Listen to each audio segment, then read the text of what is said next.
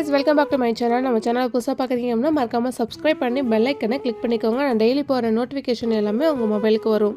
First I am really sorry, 10 மணிக்கெலாம் post பண்ணணும்னு நினச்சி கொஞ்சம் டிலே ஆகிடுச்சு. Morning breakfast, lunch box pack பண்ணுறது, மார்க்கெட் போயிட்டு வந்தது, இந்த மாதிரி லைனாக இருந்துச்சு. ஸோ எடிட் பண்ணுறதுக்கு கொஞ்சம் கஷ்டமாக போயிடுச்சு.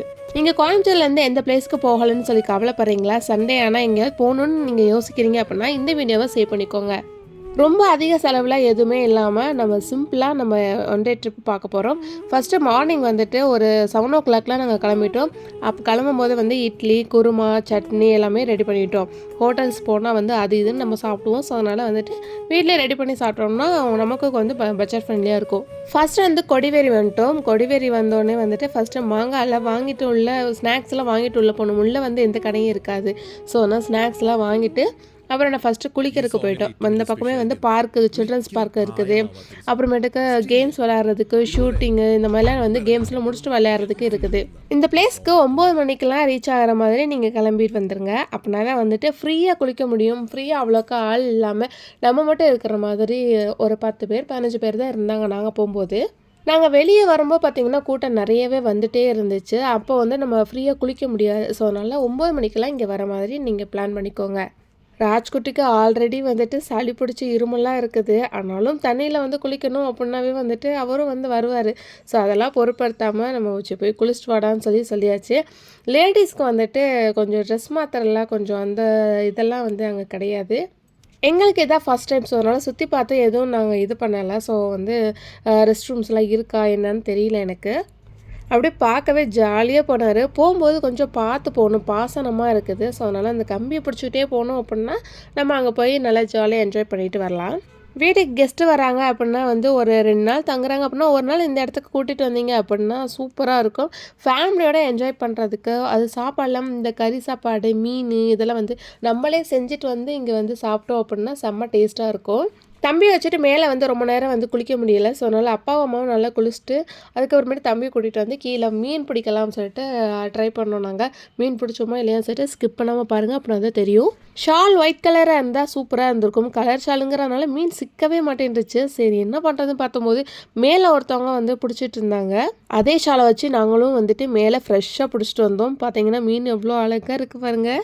கோயில் போயிட்டு வீட்டுக்கு போகிறதுக்கு லேட் ஆயிடும். ஸோ அதனால் மீன் என்ன பண்ணோம், அங்கே இருக்கிறவங்களே கேட்டாங்க. ஸோ அதனால் அப்படியே கொடுத்துட்டு வந்துட்டோம். ஆனால் கொஞ்சம் ஃபீலிங்காக தான் இருந்துச்சு. வீட்டுக்கு போய் வளர்க்கலாம் அப்படிலாம் பார்த்தது. ஆனால் வந்துட்டு சரி வேண்டாம் விட்டுறலாம் சொல்லிட்டு அங்கே இருக்கவங்கள்ட்ட கொடுத்துட்டு வந்துட்டோம். என்ட்ரி ஃபீஸ் 5 rupees தான். ஃபால்ஸு, சில்ட்ரன்ஸ் பார்க்கு, படகு சவாரிலாம் இருந்துச்சு. ஒரு ஆளுக்கு 50 ரூபான்னு சொல்லியிருந்தாங்க. போகலான்னு பிளான் பண்ணோம். பட் ஆனால் வந்துட்டு டைம் ஆயிடுச்சு கோயிலுக்கு. ஸோ அதனால் நாங்கள் அதை பார்த்துட்டு வீடியோஸ் மட்டும் எடுத்துகிட்டு வந்தாச்சு. வெளியே வரும்போது கேம்ஸ் எல்லாம் விளையாண்டோம். ஸோ அதை என்ஜாய் பண்ணிவிட்டு அதுக்கப்புறமேட்டு கிளம்பிட்டோம். வர வழியில் பார்த்திங்கன்னா பலாப்பழம், அதுவும் ஹஸ்பண்டுக்கு ரொம்பவே பிடிச்சது. ஸோ அதனால் வந்துட்டு அதையும் வாங்கிட்டு வர வழியில் பார்த்திங்கன்னா ஒரு கோயில் இருந்துச்சு. ஸோ அழகாக சூப்பராக இருந்துச்சு. சிவனே கூப்பிட்ட மாதிரி இருந்துச்சு. 1 கோடி சிவலிங்கம் ஆலயம் எழுப்புதல் அப்படின்னு சொல்லிட்டு வந்துட்டு இந்த ஒரு இடத்துக்கு போயிருந்தோம். இந்த கோயிலை பார்த்து எதுவுமே தெரியாது. போகிற வழியில் பார்த்திங்கன்னா அந்த போர்டு இருந்துச்சு. ஸோ அந்த போர்டை பார்க்கவும் சரி போய் பார்க்கலாம் நம்மளும் வந்து ஆசையாக இருந்துச்சு. 1 கோடி லிங்கம் சிவலிங்கம் அப்படின்னாவே வந்துட்டு எல்லாத்துக்கும் பார்க்கணுன்னு ஆசையாக இருக்கும். ஸோ அதனால் நாங்களும் போனோம். ஒவ்வொருத்தராக இப்போ தான் அவங்கவுங்க வேண்டுதலுக்கு வந்துட்டு சிவனை வந்து வச்சுட்டே வராங்க. நிறைய லிங்கம்ஸ் இருக்குது. இன்னும் வந்து நிறைய வரும்னு சொல்லிக்கிட்டு இருந்தாங்க.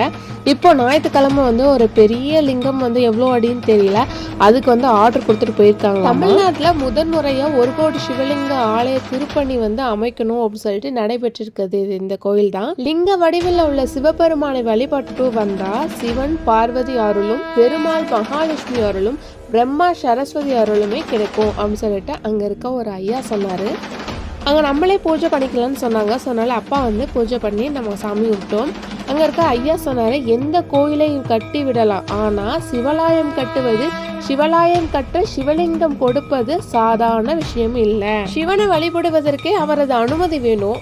அவன் அருளாலே அவன் தான் வணங்கி அதனையும் தாண்டி கோவில் திருப்பணிக்கு உதவுவதற்கு சிவபெருமானின் பார்வை வேணும். அந்த ஐயா நல்லா பேசினார், சூப்பராக இருந்துச்சு. அதுக்கப்புறம் வாழைப்பழம்லாம் கொடுத்தாங்க. ஸோ அதனால் சாப்பிட்டுட்டு அதுக்கப்புறம் நாங்கள் சாமியெல்லாம் கும்பிட்டுட்டு கிளம்பிட்டோம். இப்போ பார்த்தீங்கன்னாவே தெரியும், பண்ணாரி அம்மனுக்கு நாங்கள் கோயிலுக்கு வந்தாச்சு. ரொம்ப கூட்டம்லாம் இல்லை, ஓரளவுக்கு கூட்டம் இருந்துச்சு. அம்மா சின்ன பிள்ளையா இருக்கும்போதே வந்துட்டு வந்திருக்காங்கன்னு சொல்லியிருந்தேன்ல. அப்போ வந்து என்ன பார்த்தீங்கன்னா 2 ஃபேமிலியுமே வந்திருக்காங்க. மாமாவை தான் கட்டியிருக்காங்க அம்மா. குட்டி பிள்ளையா இருக்கும்போது ஜோடியாக வந்திருக்காங்க அந்த கோயிலுக்கு. இப்போ இவ்வளோ பெருசாயும் நாங்கள் ஜோடியாக வந்திருக்கோம் அப்படின்னு அவங்களுக்கு ஒரு ஹாப்பியாக இருந்துச்சு. திருப்தியாக சாமியெல்லாம் கும்பிட்டுட்டு அதுக்கப்புறம் கோயம்புத்தூர் வந்தாச்சு. வர வழியில் துடியலூர் பக்கத்தில் மதுரை கோனார் மெஸ் அப்படின்னு சொல்லிட்டு ஒரு ஹோட்டல் இருக்குது. சூப்பராக இருக்குது, பர்ஃபெக்டான டேஸ்ட்டு. அப்பாவும் நானும் பிரியாணி ஆர்டர் பண்ணோம். அம்மாவும் ஹஸ்பண்டும் வந்துட்டு ஒயிட் ரைஸ் ஆர்டர் பண்ணிட்டாங்க. திண்டுக்கலுக்கு அடுத்து கோயம்புத்தூரில் இந்த பிரியாணி தான் சூப்பராக இருந்துச்சு. இந்த வீடியோ உங்களுக்கு யூஸ்ஃபுல்லாக இருக்கு அப்படின்னா சேவ் பண்ணி ஃப்ரெண்ட்ஸ் அண்ட் ஃபேமிலிக்கு ஷேர் பண்ணுங்க, கமெண்ட்ஸில் சொல்லுங்கள்.